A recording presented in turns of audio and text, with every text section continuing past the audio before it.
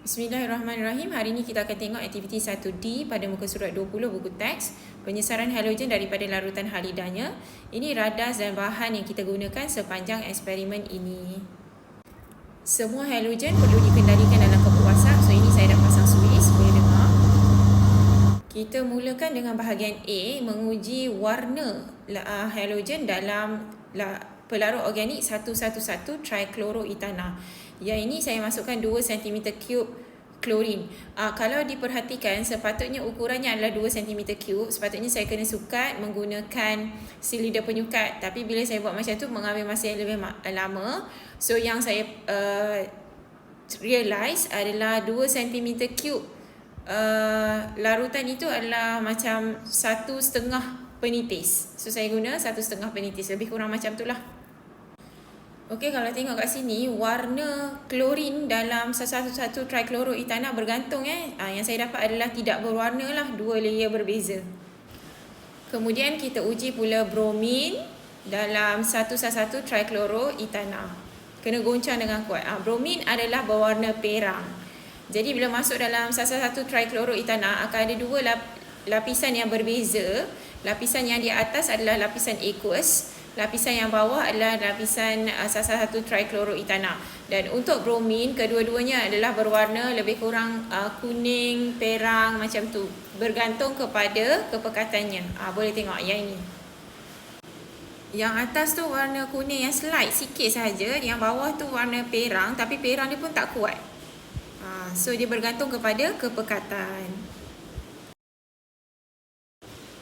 Kemudian kita uji pula warna iodin dalam 111 trichloroethana. Iodin warna perang yang lebih pekat warna perang dia berbanding bromin tadi. Nampak tu. Okay, so bila kita goncang dalam 111 trichloroethana, 2 lapisan terbentuk. Kedua bahagian atas larutan aqueous adalah berwarna perang lebih kurang.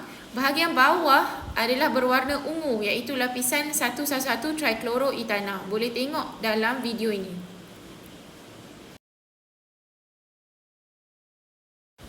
Mungkin lapisan ungu tu tak berapa nampak sekarang. Pada hujung video ni boleh tengok betul-betul. Ada lapisan ungu di sebelah bawah tabung uji ni.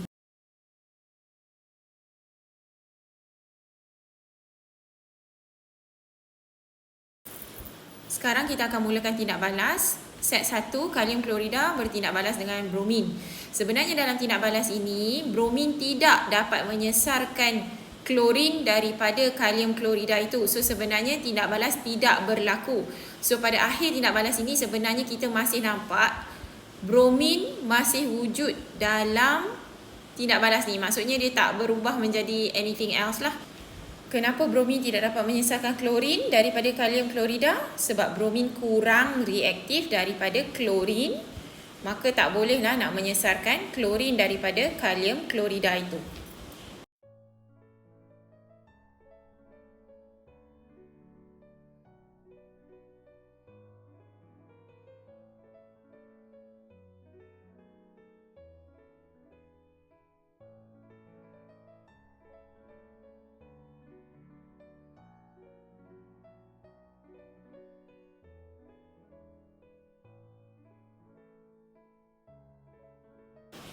Kemudian kita teruskan dengan set 2, iaitu kalium klorida bertindak balas dengan iodin.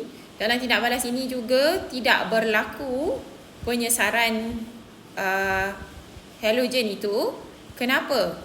Iodin kurang reaktif daripada klorin, maka iodin tidak dapat sesarkan klorin daripada larutan kalium klorida. So pada akhir tindak balas memang tidak berlaku apa-apa. Maksudnya tak ada perubahan lah. Kalium klorida masih kekal kalium klorida dan iodin masih kekal iodin.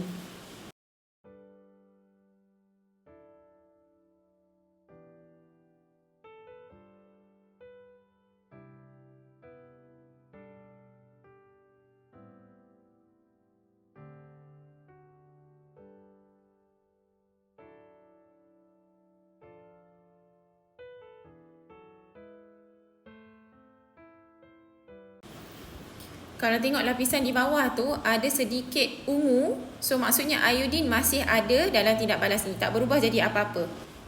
Kemudian kita buat pula set 3, kalium bromida bertindak balas dengan klorin. Di sini berlaku tindak balas. Kenapa boleh berlaku tindak balas? Klorin lebih reaktif daripada bromin. Maka klorin boleh sesarkan bromin daripada kalium bromida. So hasilnya akan terbentuk kalium klorida dan bromin.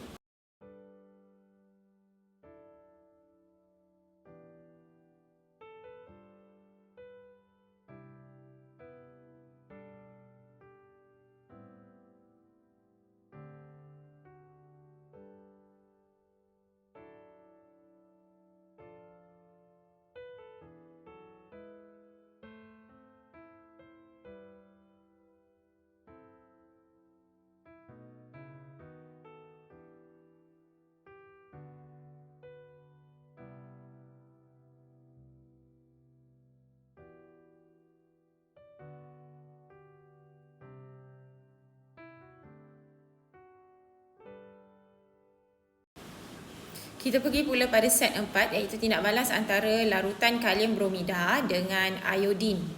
Di sini tidak berlaku tindak balas lah sebab iodin kurang reaktif berbanding bromin, maka iodin tidak dapat sesarkan bromin daripada kalium bromida.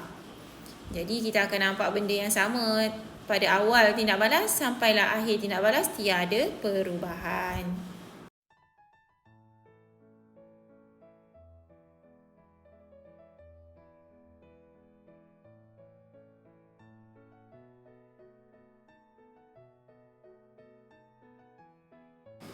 Saya paling suka iodin lah. Iodin paling jelas. Kita nampak warna ungu tu sedikit di bahagian bawah tu. So maksudnya iodin masih kekal di dalam tabung uji ni. Tak ada berubah.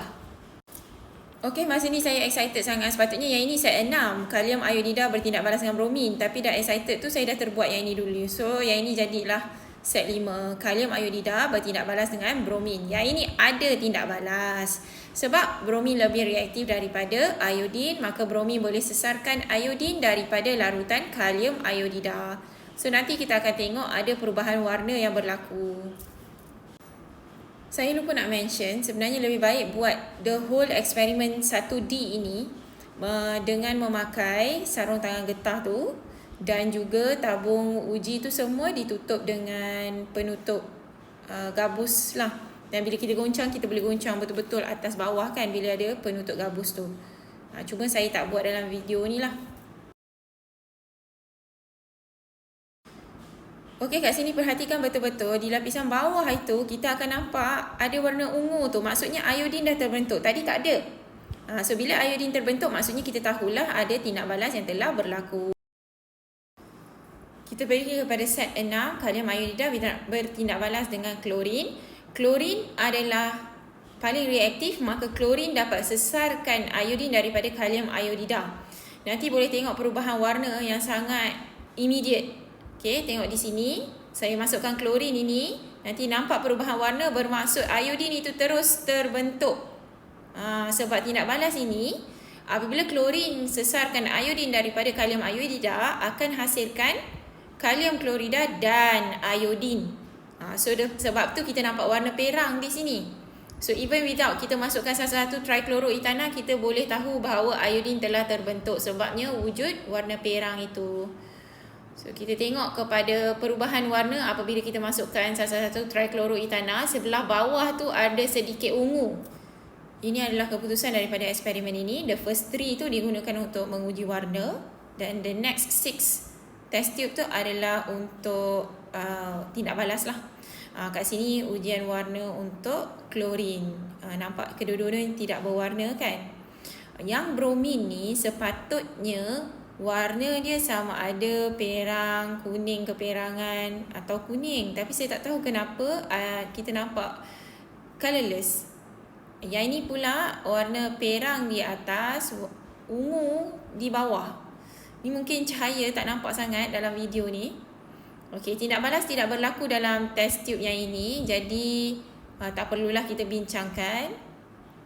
Okey, ini pun tak ada tindak balas berlaku. Iodin masih kekal iodin. Kalau nampak bawah tu warna ungu, masih ada warna ungu tu. Okey, yang seterusnya yang ini sepatutnya warna dia adalah perang atau kuning.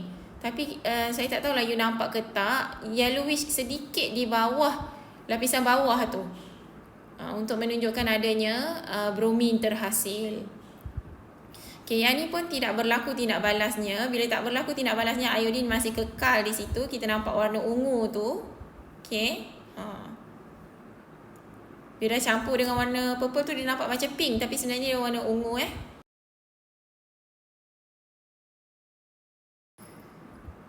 Test tube yang seterusnya, tindak balas antara kalium iodida dan juga bromin ini. Yang ini ada tindak balas, tadi kita dah bincangkan.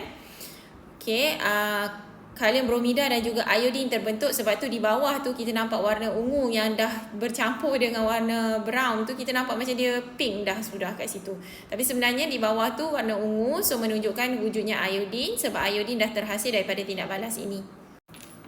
Test tube terakhir juga berlaku tindak balas antara kalium iodida dengan klorin. Maaf, video ni sedikit blur. Okey, ada tindak balas kat situ. Kita nampak ada perubahan warna tu. Di sebelah bawah tu sebenarnya warna ungu, tapi saya tak tahulah, nampak macam orangey kat sini. Semua anak murid saya pun dapat keputusan yang sama. Perlu tahu terangkan bahawa halogen adalah ejen pengoksidaan dalam tindak balas ini, manakala halida tu adalah ejen penurunan. Bagi tindak balas yang berlaku sahaja, ada ejen pengoksidaan, ada ejen penurunan. Okey, sekian, terima kasih. Bye bye. See you in the next one.